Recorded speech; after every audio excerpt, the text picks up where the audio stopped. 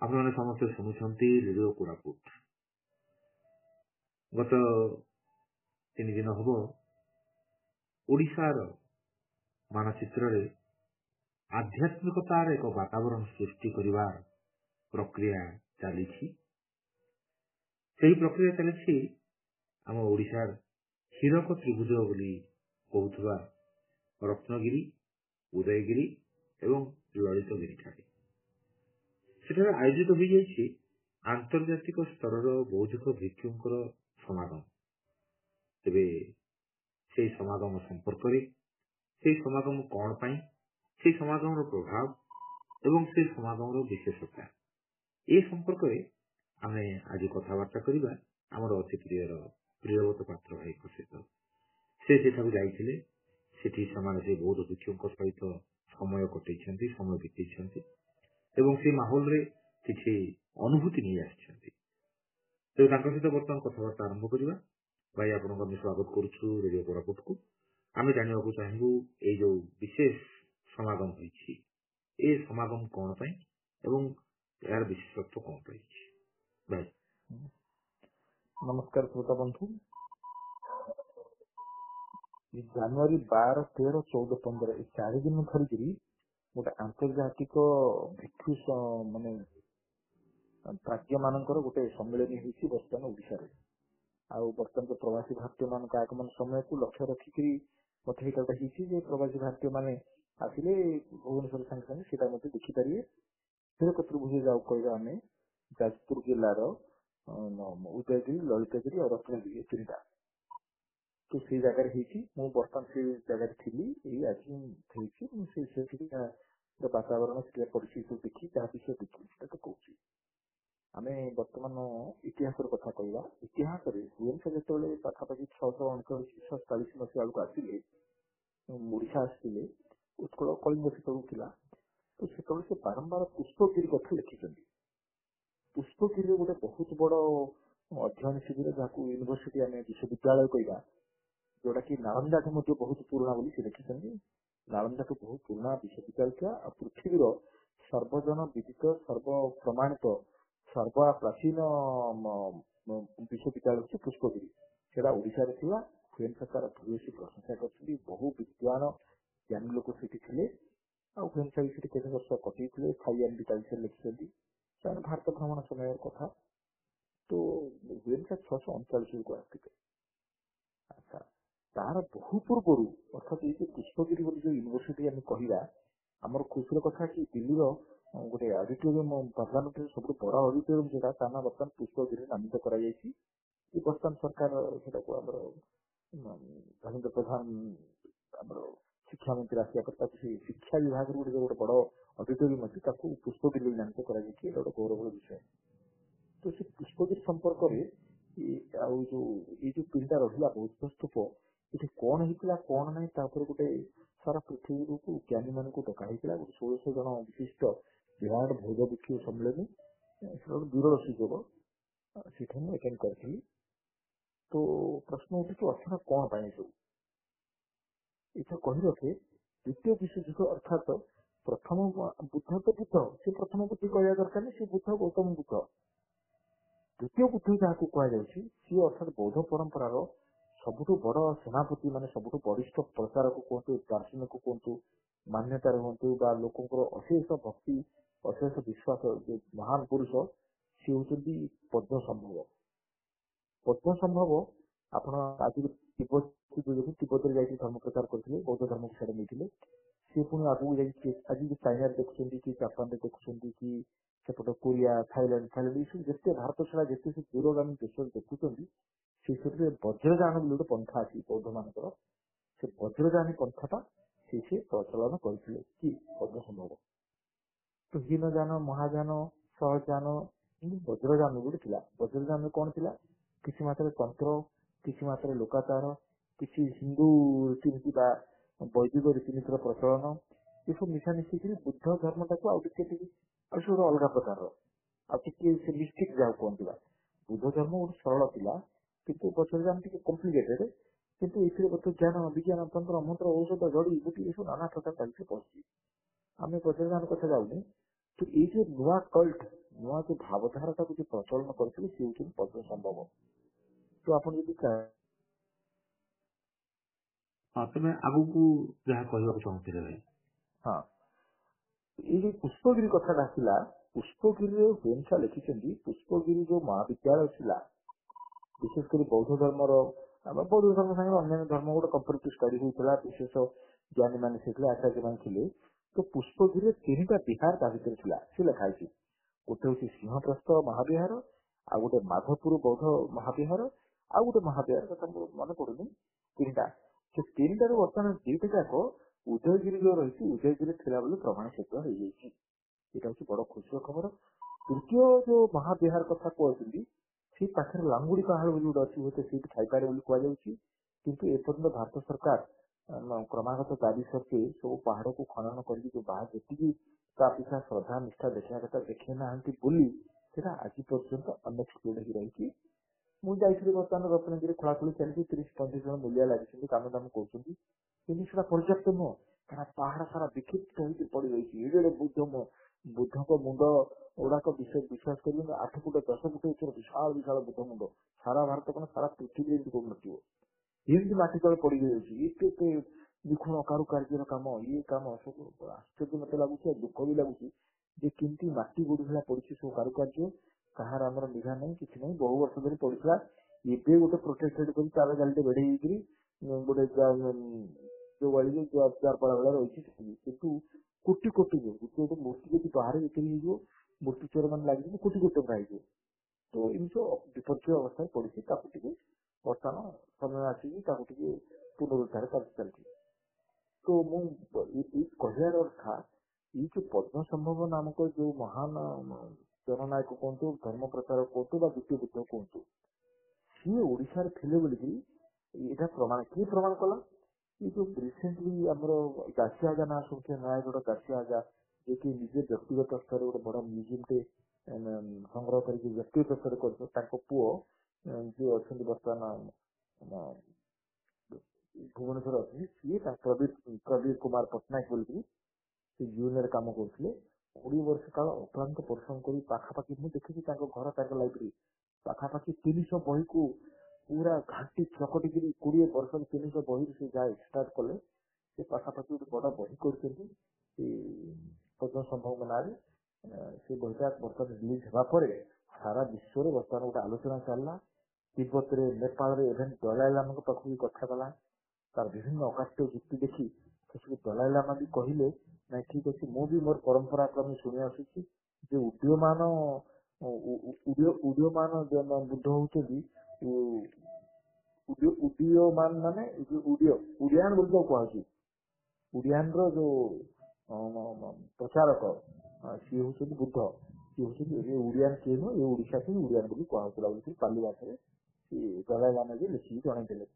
ତାପରେ ସାରା ବିଶ୍ୱରେ ଗୋଟେ ନୂଆ ଢେଉ ଖେଳି ଆସିଲା ଯେ ଏଇ ଯୋଉ ମହାପୁରୁଷଙ୍କର ଜନ୍ମ ଜାଗା ଏଇଟେ, ଆଉ ତାଙ୍କର ଶେଷ ସମୟ ମଧ୍ୟ ସିଏ ପୁରା ବୁଲିଲେ ସଭା ଶେଷକୁ ତାଙ୍କୁ କଣ ଇଚ୍ଛା ହେଲା, ସିଏ ଆସିକି ଉଦୟଗିରିରେ ତାଙ୍କର ଦେହାବସାନ ଘଟିଲା। ତାଙ୍କର ଅସ୍ଥି ବିଭିନ୍ନ ପ୍ରକାର ୱେରେ, ବିଭିନ୍ନ ପ୍ରକାର ଆଚାର୍ଯ୍ୟ ମାନଙ୍କର ବା ସେ ସମୟରେ ବୌଦ୍ଧ ଭିକ୍ଷୁ ମାନଙ୍କ ରଖାଯାଇଥିଲା। ମହାନ ବୌଦ୍ଧ ଭିକ୍ଷୁ ଯିଏ ଶ୍ରମଣ ଯିଏ, ସେ ଭିକ୍ଷୁ ଗୋଟେ ମହାନ କର୍ଣ୍ଣଧାର ଥିଲେ।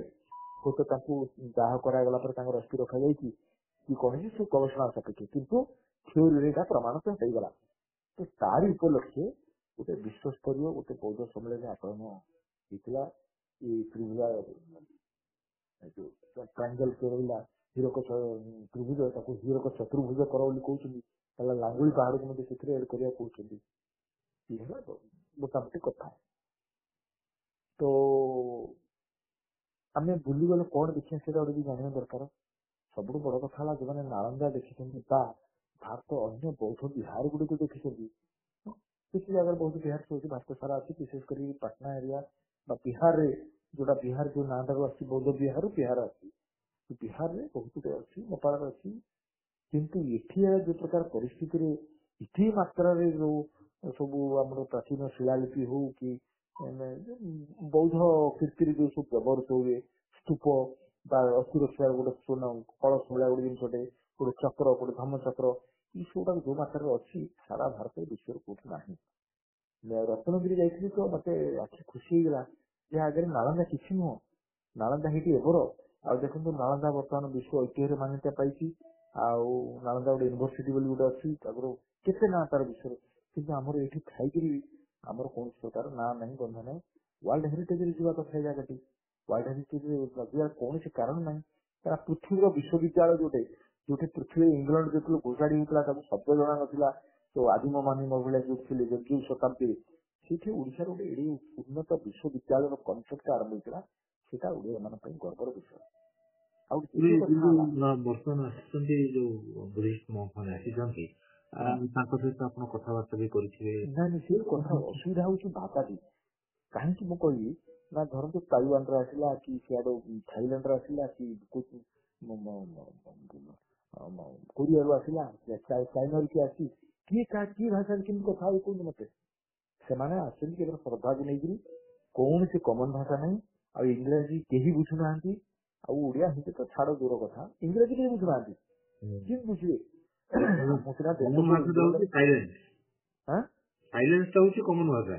କମନ ଭାଷା ନାହିଁ। ବୁଦ୍ଧଙ୍କର କିଛି କିଛି ପାଲି ଭାଷାର ମନ୍ତ୍ର ଯୋଉଟା ସାର୍ବଜନୀନ ସେଟା କୁହାଯାଉଛି। ଆଉ ପ୍ରତ୍ୟେକ ଦେଶରୁ କିଛି କିଛି କହୁଛନ୍ତି, ତାଙ୍କ ଦେଶ ଶୁଣୁଛନ୍ତି। କେବଳ ଗୋଟେ ସୌହାର୍ଦ୍ଦ୍ୟ ଆଉ ଗୋଟେ ଅଭିଳାଷ ଯେ ଆମେ ପଦ୍ମ ସମ୍ଭବଙ୍କ ଜାଗା ବା ସେଇ ମାଟିକୁ ଆସିଛୁ, ତାଙ୍କର ଗୋଟେ ମହାପ୍ରାଣ କହନ୍ତି ତାକୁ। ଆପଣଙ୍କର ବୁଦ୍ଧଙ୍କୁ ତିନି ମହାସମାଧି ହେଇଥିଲା, ସିନ୍ଧି ମହାପ୍ରାଣ କୁହାଯାଏ ତାଙ୍କୁ। ସେଇ ଜାଗାଟିକୁ ଆମେ ଆସିଛୁ ବୋଲି ସେମାନେ ଖୁସିରେ ଆସିଛନ୍ତି। ନହେଲେ ଏଇଠୁ ତ ବୌଦ୍ଧିକ ଆଲୋଚନା ହବ, ଆଉ ଗୋଟେ କିଛି ନିଷ୍ପତ୍ତି ନେବ, ସେ ପରିସ୍ଥିତି ମୁଁ ଦେଖିବି। କାରଣ ଏଇ ଯୋଉ 10-12 ପ୍ରକାର ଭାଷାରୁ କିଏ କାହାକୁ କେମିତି ବୁଝିବ ମତେ କୁହନ୍ତୁ। ଥାଇଲାଣ୍ଡ ଭାଷାକୁ କୋରିଆ ବୁଝିବାକୁ ନାହିଁ, କୋରିଆ କଥାକୁ ଚାଇନା ବୁଝିବାକୁ ନାହିଁ, ଚାଇନାକୁ ଜାପାନ ନାହିଁ, ଜାପାନକୁ ଶ୍ରୀଲଙ୍କା ନାହିଁ। ଏଠି ସବୁ ଦେଶ ଗୁଡାକରେ ତିବ୍ବତ ଗଣ୍ଡେ ଆସିକି ସେ ତହୁ ବଳକା। ଆଉ ଓଡିଆଙ୍କର ସ୍ଥିତି ସେଠି କିଛି ନାହିଁ। ଓଡିଆଙ୍କର ଗୋଟେ ମିଟିଂ ହଉଥିଲା, ଓଡିଆ ତାଙ୍କର ଯୋଜନା କରୁଥିଲେ କଣ କି ଏ ଜାଗାରେ କେମିତି ପୁନରୁଦ୍ଧାର ହବ, ବା ଏମଏଲଏ କେମିତି ଦୃଷ୍ଟି ଦେବେ, ବା ପାର୍ଲାମେଣ୍ଟରେ କେମିତି ଆପଣ କୋଶ୍ଚିନ୍ ଏରାଇଜ୍ ହେଇକି ଯାକୁ କେମିତି ଗୋଟେ ଆନ୍ତର୍ଜାତିକ ପର୍ଯ୍ୟଟନ ସ୍ଥଳର ମାନ୍ୟତା ମିଳିବ କି ଗବେଷଣା ହବ, ତା ପାଇଁ ଆଲୋଚନା କରୁଥିଲେ। କିନ୍ତୁ ମୁଁ ପ୍ରକୃତ କଥା ହେଲା ଯୋଉ ବିଦେଶାଗତ ଲୋକଙ୍କର ମୁଁ ସେଠି ବସିଲି କି ତାଙ୍କ କଥା ଶୁଣିଲେ କିଛି ବୁଝିବାର କିଛି ଉପାୟ ନଥିଲା ମୋ ପାଇଁ, କି କେହି କିଛି ବୁଝୁନଥିଲେ। ଖାଲି ତ ଶ୍ରଦ୍ଧାବଶତ ଆସିଛନ୍ତି ଗୋଟେ ୱାର୍ଲଡର ଗୋଟେ ନୂଆ ୱେଭ୍ ଯେ ଆମର ଗୁରୁଙ୍କ ଜନ୍ମ ଜାଗା ଆଉ ତାଙ୍କର ତୀର୍ଥସ୍ଥାନ ଜାଗା ମିଳିଲା ବୋଲି ସେଇ ଖୁସିରେ ସେମାନେ ଆସିଛନ୍ତି। ଆଉ ଏଠୁ କଣ କିଛି ଶିଖି ପକେଇବୁ, ଜାଣି ପକେଇବୁ ବା ଆଲୋଚନାର ନିଷ୍କର୍ଷ ପହଞ୍ଚିବ, ସେଟା ଏତେ ସହଜ ନୁହଁ। କମନ ଭାଷା ଗୋଟେ କିଛି ନାହିଁ। ହଁ ଯଦି ଇଂରାଜୀ ରହୁଛନ୍ତି, ଇଂରାଜୀ ଏକ୍ସପର୍ଟ ମାନେ ଆସିଛନ୍ତି ଅଲଗା କଥା, ସେମିତି ନାହିଁ। ତିବ୍ବତରୁ କିଛି ଆସିଛନ୍ତି, ଲଦାଖରୁ କିଛି ଆସିଛି, ଦାର୍ଜିଲିଂରୁ କିଛି ଆସିଛନ୍ତି, ସବୁ ପଣ୍ଡିତ। କିନ୍ତୁ କମନ ଭାଷା ନାହିଁ। କିନ୍ତୁ ବର୍ତ୍ତମାନ ଗୋଟେ ଏତିକି ସ୍ଥିର ହୋଇଛି, ଯୋଉ ବହିଟି ଯୋଉ ବାହାରିଛି ପଦ୍ମ ସମ୍ଭବ ଉପରେ, ତାର କେମିତି କଣ କରି ଅନୁବାଦ ହବ ବିଭିନ୍ନ ଭାଷାରେ, ତା ଉପରେ ସବୁ ସେମାନଙ୍କର ଗୋଟେ ଆଲୋଚନା ହେଇଛି, ନିଷ୍ପତ୍ତି ନିଆଯାଇଛି। ଅର୍ଥାତ୍ ସେଟା ଯେହେତୁ ଇଂରାଜୀ ହେଇଛି, ତାକୁ ଇଏ ବାଲା ତିବ୍ବତୀରେ କରିବେ କି ଆପଣ ଭୁଟାନର ରାଜା ବି କିଛି ରିପ୍ରେଜେଣ୍ଟ ପଠେଇଛନ୍ତି, ଭୁଟାନ ରାଜା, ସେଟା ଭୁଟାନ ଭାଷାରେ ବି ହବ। ଏଇଟା ସବୁ ସେମାନେ ସେତିକି ହିଁ ଆଜ୍ଞା ବହି ଗୋଟେ ନେଇକି ଆଇଲେ ନା? ହଁ ମୋ ପାଖରେ ଅଛି। ବହିର ଦାମ 5,000 ଟଙ୍କା। କିନ୍ତୁ ମତେ ଗୋଟେ ସ୍ପେଶାଲ ଗିଫ୍ଟ ହିସାବରେ ପ୍ରବୀର ପଟ୍ଟନାୟକ ବାବୁ ମତେ ଗୋଟେ ଦେଇଛନ୍ତି। ମୁଁ ବିରାଟ ବହିଟା 2,000 ପୃଷ୍ଠାର ବହିଟା, ମୁଁ ତାକୁ କେତିକି ପଢିବି କଣ କରିବି ଅଲଗା କଥା, କିନ୍ତୁ ମୋ ପାଖରେ ବହିଟି ଅଛି। ତା ଦାମ ଆନ୍ତର୍ଜାତିକ ସ୍ତରରେ ମାନେ ଇଂରାଜୀ ତାର ଦାମ ହଉଛି 5,000 ଟଙ୍କା। 5,000 ଟଙ୍କା ଦେଇକି ଓଡିଆ ଲୋକଟେ ସେ ବହିଟି କିଣିବ ପଢିବ, ଏ ଆଶା ବି ମୁଁ ରଖିପାରୁନି। କିନ୍ତୁ ଯାହା ହଉ ଆଗାମୀ ଦିନରେ କେବେ ତାର ଗୋଟେ ଓଡିଆ ଅନୁବାଦ ହବ, ଅତି କମ ନହେଲେ ସଂକ୍ଷିପ୍ତ ଗୋଟେ ଅନୁବାଦରେ ହେଲେ ବି ଆମେ ଗର୍ବିତ ଅନୁଭବ କରନ୍ତୁ। ଆଉ ସରକାର ତରଫରୁ ମୁଁ ତ କହିବି ଯୋଉ ଆର୍କିଓଲୋଜି ବାଲା ଯୋଉ ସବୁ ବହି କରୁଛନ୍ତି, ବିଭିନ୍ନ ଶାନ୍ତି ସ୍ତୂପ ଇଏ ସ୍ତୂପ ଭାରତର ଆର୍କିଓଲୋଜି ଉପରେ ଦିଲ୍ଲୀ କରୁଛନ୍ତି, ମୁଁ ତାଙ୍କର ଦେଖିଲି ଦିଟା ବଡ ବଡ ଜାଗାରେ ମ୍ୟୁଜିୟମ ଅଛି। ଏତେ ସୁନ୍ଦର ମ୍ୟୁଜିୟମ ଓଡିଶାରେ କୋଉଠି ନଥିଲା, ଏତେ ନିଖୁଣ ଭାବରେ ରଖାଯାଇଛି। ସେଠି ମ୍ୟୁଜିୟମ ବି ବଢିଆ ସ୍ଥିତିରେ ଅଛି। କୋଉଟା ରତ୍ନଗିରି ଗୋଟେ ମ୍ୟୁଜିୟମ ଅଛି, ଆପଣ ଲଳିତଗିରି ମ୍ୟୁଜିୟମ ଅଛି। ଦିଟା ଜାଗାରେ ବହୁତ ସୁନ୍ଦର ମ୍ୟୁଜିୟମ ଅଛି, ବଡ ସୁନ୍ଦର ଭାବରେ ରଖାଯାଇଛି। ଆଉ ବହି ପତ୍ର ମଧ୍ୟ ମିଳୁଛି। ତେଣୁ ମୁଁ ସମସ୍ତଙ୍କୁ ଯାଉଛନ୍ତି ସେଇଠିକି ବୁଲି ଆସିବା ଦରକାର। ଆସିଲେ ତିନିଟା ଜାଗା ଦେଖନ୍ତେ, ଗର୍ବିତ ଅନୁଭବ କରନ୍ତି ଯେ ଏତେ ବଡ ବିଶାଳ ଧରୋହର ଯାହା କହିବା ସାଂସ୍କୃତିକ ବିଭବର ଆମେ ହଉଛି ଉତ୍ତରାଧିକାରୀ। ଆମେ ସବୁବେଳେ ଦିନହୀନ ହିସାବରେ, ଗରିବ ହିସାବରେ ଆମେ ସବୁବେଳେ ସାରା ଭାରତରେ ଆମେ ଲୋକ କହି ଆସିନି, ଆମେ ମଧ୍ୟ ମାନି ନେଇଛୁ। ଆହୁରି ବଡ ଆଶ୍ଚର୍ଯ୍ୟ କଥା ହଉଛି, ପ୍ରମାଣ ହେଇଛି ଯେ ଯେହେତୁ ଆମର ଏ ପାରାଦୀପରୁ ବାଙ୍ଗଲା ମିଆଁମାର, ବର୍ତ୍ତମାନ ମିଆଁମାର ବା ବର୍ମା ଦେଶ ପାଖରେ ଯେହେତୁ 600 କିଲୋମିଟର ଦୂର, 600 किलोमीटर बात दूर। तो प्रश्न उठुची आमे कहीं अंडमान 1200 किलोमीटर दूर था अंडमान संगे संपर्क रही पड़ी आ रेल पथर 600 किलोमीटर केते बाट तो कहीं सरकार पारादीप ब्रह्मदेश को गोटे माने क्रूज व्यवस्था अच्छी पानी जहाज व्यवस्था कहीं न कौन क्रूज व्यवस्था सुविधा कौन की एकाथरे 3000 4000 गोटे लोक जापर गरीब लोक जापर धनी लोक भी जापर तेणु से सुविधा गोटे डिमांड रही कहीं ब्रह्मदेश हूँ बुद्धिस्ट मान देश तो से पारादीप ही पारंता से बहुत लोग आसपारे देखिए जापारे कहीं इंटायर ब्रह्म देश भी यही पद्म संभव गुणगान कराए आप देखिए जेको पदस्थूप गले देखिए बुद्ध सैड जन थी सी हूँ पद्म संभव आ मो कथा कहूँ मुझे तिब्बत एरिया हूँ कि जो आप लद्दाख लेह एरिया दुर्गम एरिया को जाइए सबुठ देखी पद्म संभव मूर्ति 15 फुट 20 फुट तार कड़क एड़िकी बुद्ध मूर्ति थी अर्थात पद्म संभव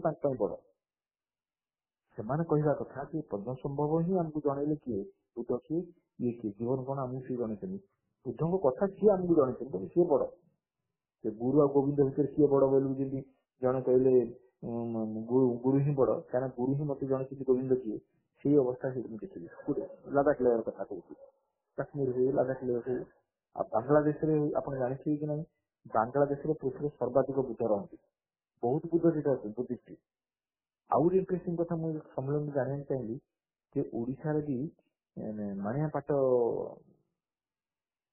मानिया पाट मानिया बंध बोली गोटे जगह अच्छी आप आठगड़ पाखे आगू जो पाट बोली मानिया बंध पाठ सुना शुणुचे से गाँव में पूरा एंटायर गाँ टा हूँ बुद्धिस्ट गाँ मुझे देखिए एत पर्यंत मु लिटरेचर हो कहानी कौट कहीं शुणी से बुद्धिस्ट जीवन जनजीवन बोली कहानी टे लिखा शिखा बर्तमान कथा कह तेणु बर्तमान मन में गोटे इच्छा होती मानिया बंध गाँव को जाई से लोक केमती चलुंट झील बाहर केमती मला कार्य केमती हो पारिवारिक केमती चलाउं आउ विशेष आलोचना कराई किए करूना तेणु एंटायर गाँटा जो समस्त बुद्धिस्ट से बुद्ध को लेकिन केमती जीवन चर्चा चलती जानने भारी इच्छा होती से गोटे मन नुआ अभिलाष जागी समय से गाँव को निश्चय जी धन्यवाद भाई आपन सहित विस्तृत आलोचना करी एई सम्मेलन संपर्क रे एवं यार गुरुत्व संपर्क रे एवं जो पर्यटन मानचित्र रे किपरि भाव में रत्नगिरी उदयगिरी एवं ललितगिरी